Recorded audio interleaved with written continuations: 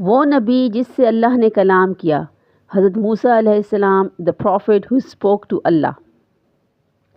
مصر کی سرزمین، فرعون کا راج، ہر گلی میں خوف، ہر دل میں ڈر، کیونکہ فرعون نے ایک خواب دیکھا تھا کہ بنی اسرائیل میں ایک بچہ پیدا ہوگا جو اس کی سلطنت، اس کا غرور، اس کی حکومت کو ختم کر دے گا، کیونکہ ابھی تو بادشاہ صرف بنی اسرائیل میں فرعون ہی کی تھی۔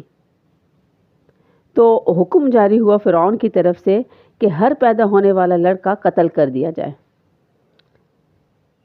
اس کی وجہ سے ہر جگہ خوف و ہراس پھیلا ہوا تھا، چیخیں، آہیں، ماؤں کے آنسو، مگر اسی ظلم کے اندھیرے میں اللہ کا نور جنم لینے والا تھا۔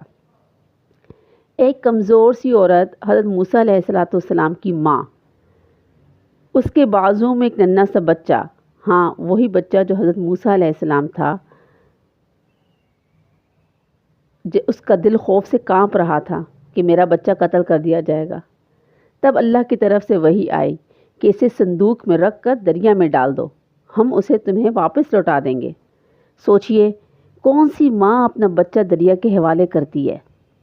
یہ ایمان ہی تو تھا، یہ یقین ہی تو تھا اللہ پر، یہ بھروسہ ہی تو تھا اللہ پر، جس نے اسے اسی بھروسے کی وجہ سے صندوق میں ڈال کر دریا میں حوالے کر دیا۔ وہی صندوق بہتا ہوا دریا اور جا پہنچا فرعون کے محل میں۔ وہ فرعون کا محل جہاں حضرت موسیٰ علیہ السلام نے پرورش پائی، بڑے ہوئے، جوان ہوئے، وہی بچہ جس کی وجہ سے ہر لڑکے کو قتل کا حکم دیا گیا تھا، وہی بچہ آج فرعون کے محل میں جا پہنچا۔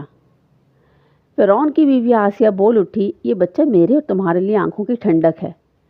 جس بچے کو فرعون قتل کرنا چاہتا تھا، اسی بچے کو اس کے محل میں پال دیا گیا۔ یہ ہے اللہ کی تدبیر، سبحان اللہ۔ حضرت موسیٰ علیہ السلام جوان ہوئے۔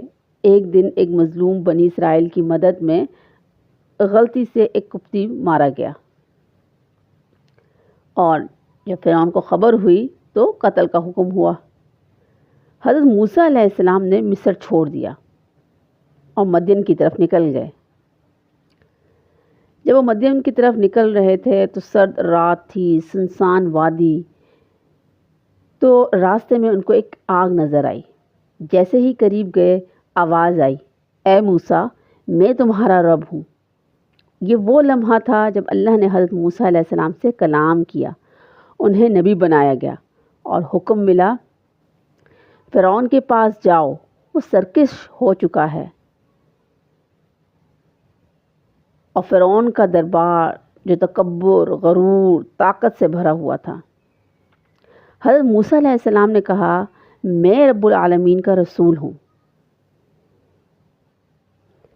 جب دربار میں پہنچے اور انہوں نے بتایا کہ میں اللہ کا بھیجا ہوا رسول ہوں، اور انہیں اپنے معجزہ دکھایا، انہوں نے عصا پھینکا تو وہ سانپ بن گیا۔ انہوں نے فرعون ان کے درباریوں کے سامنے ہاتھ نکالا تو وہ چمکنے لگا۔ فرعون کے جادوگر سمجھے کہ واقعی جو ہے اللہ کا رسول ہے، یہ کوئی عام بندے کی بات نہیں ہے۔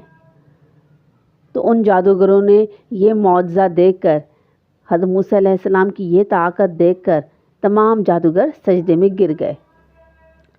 ہم موسیٰ اور ہارون کے رب پر ایمان لائے۔ فرعون چیخ اٹھا، یہ تم لوگ کیا کر رہے ہو؟ مجھے چھوڑ کر تم حضرت موسیٰ کے رب کو سجدہ کرنے لگے ہو؟ مگر حق ظاہر ہو چکا تھا۔ بنی اسرائیل پھر نکلے یہ، اور جب بنی اسرائیل کے لیے نکلے، پھر پیچھے فرعون کا لشکر، سامنے سمندر۔ لوگ بولے ہم تو پکڑے گئے۔ آگے آگے حضرت موسیٰ علیہ السلام اور ان کا لشکر، پیچھے پیچھے فرعون اور ان کا لشکر، اور جب سامنے سمندر نظر آیا تو فرعون کا جو لشکر تھا وہ چلانے لگے، وہ بولنے لگے کہ بھائی آگے تو سمندر ہے، ہم کیسے کراس کریں گے، ہم تو پکڑے گئے، ہم تو مارے گئے۔ حضرت موسیٰ علیہ السلام نے کہا، ہرگز نہیں، میرا رب میرے ساتھ ہے۔ عصا مارا، سمندر 2 حصوں میں بٹ گیا، سبحان اللہ، راستہ بن گیا، اور حضرت موسیٰ علیہ السلام اور ان کی قوم پار ہو گئی. انہوں نے وہ سمندر پار کر لیا، جبکہ فرعون اور جو اس کا لشکر پیچھے آ رہا تھا وہ غرق ہو گیا. یہ کہانی ہمیں سبق سکھاتی ہے کہ جب ایمان مکمل ہو تو دریا میں بھی راستہ بن جاتا ہے. ظلم کتنا بھی بڑا ہو، اللہ کی تدبیر اس سے بڑی ہوتی ہے. جو اللہ پر بھروسہ کرے وہ کبھی ناکام نہیں ہوتا.